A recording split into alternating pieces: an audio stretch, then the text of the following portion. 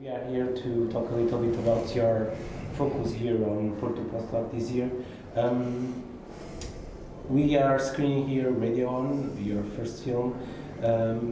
How do you see it now, so many years after doing it?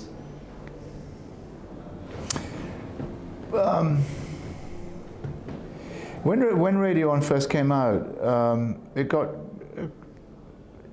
quite well received, but people were saying, "Oh, it's too long. Oh, it's so boring. Oh, nothing happens." And I think in that sense, time has been quite kind to the film in that it seems to be neither of those, and none of those things. And if anything, it seems not boring enough. And when it came out again on DVD in 2008, people pretty much rolled over for it. And I think it's because they understand the film now, because it offers this sort of unparalleled document of what a country looked like at a particular time, what the weather was like, what we were wearing, what music we were playing. And I think also now, because the music can really be shown to have stood up, the music propels the film in the way that it always did, but now everyone can see that much more clearly, because I think if we got one thing right, I thought that the music selection was kind of spot on and has been shown to have been spot on. So in that respect, I think it's become a slightly different film with age, but also the same film. Yeah, we screen here several films that were commissioned to television, and you do these works, but in a way, in an experimental way. Can you comment a little bit on what do you want to do with these films when you start these projects? Well, all the films are made in response to the technology that was available at the time. So when we were doing the Falconer, I just got a first sharp Hi8 view cam, which had a kind of periscope and it had a flat screen, so you could see the image on the screen, not through a viewfinder. And so for the first time I felt comfortable shooting things, because it was more like using a notepad. I wasn't doing that, and I could do this, and also they weren't even particularly technical machines, and they had a lot of override, which allowed you to really mess around with the quality of the image in the shot, so that a lot of the stuff that you see in the Falconer is not post-production, it's not done in the editing, it was actually done during the shot. Now, Hi8 and Sharp sort of came to pass, we moved on to digital. There were still ways of intervening, but the digital cameras on the whole, the mini DV, was less accommodating. Already you were, and the problem with that is everything you shot on mini DV, it sort of looked like it could have been shot by anyone. It was very hard to leave a signature. And by the time we came to negative space, where we started to split the screen more, it was simply, it wasn't just because we could, but if you'd been working in film and you wanted special effects, you had to wait till post-production. It would go off and it would come back and it would be hugely expensive, and it somehow probably didn't look as good as you'd hoped it would look.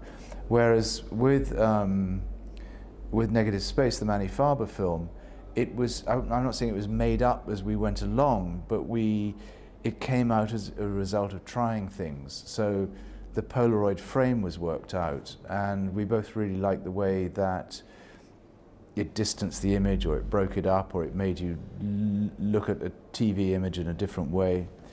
And so it was pretty straightforward right through to content, where I was using a rather strange camera which had this sort of slow-mo effect and a stop frame effect.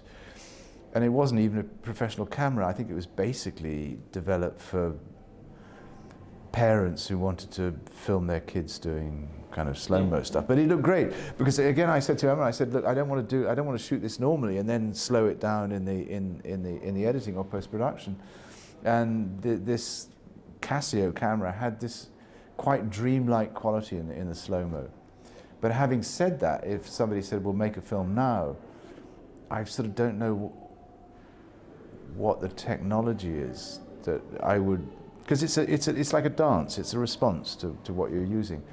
And from what I can see, everything has become much more complicated again in terms of, it's become much more technical. So my rather deliberately non-technical approach would probably be very hard to pull off now. Unless, I don't know, you'd probably do it on an iPhone, really. I mean, why not? I mean, it's what, you know, so, yeah. So that's where we are at the moment. Yeah. In a way, most of your films, and I can recall like negative space, are what we may call essay films. Like you try a film that thinks something. Mm-hmm. Do you agree? Can you comment on this? Yes, I think they go back. If you go back to the films that were made with Ian Sinclair, Falkner and Negative Space, Falkner and Asylum, and London Labyrinth, which wasn't shown here. The progression was always going to be towards essay because we're both writers, and at a certain point in the making of the film, writing is going to become part of it.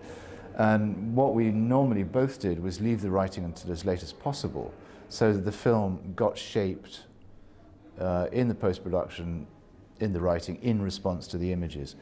And from there on, it was kind of obvious one ended up making essay films by default partly for reasons of cheapness, in that you know, I can write the commentary, then I thought, I'm not going to pay an actor to come in and do the commentary, I'll do it myself, which means we save money. So it then, by default, becomes a kind of authorial voice, so it becomes an essay. So, but I think if the films are of interest, it's because of this, possibly going back to the stuff I did with Ian. We both have a film background, we're both writers. So there's a kind of double, there's always a double approach. And the same carried on with the other films. And it was normally kind of for practical reasons. Just don't want to pay the actor. Well, but in a way they are Negative Space, for me especially, avant la lettre. You were doing something that nowadays it seems like a trend. Yeah. This idea of thinking with images. We were always ahead of the curve. And look where it got us. Chris, thank you very much. Okay, pleasure.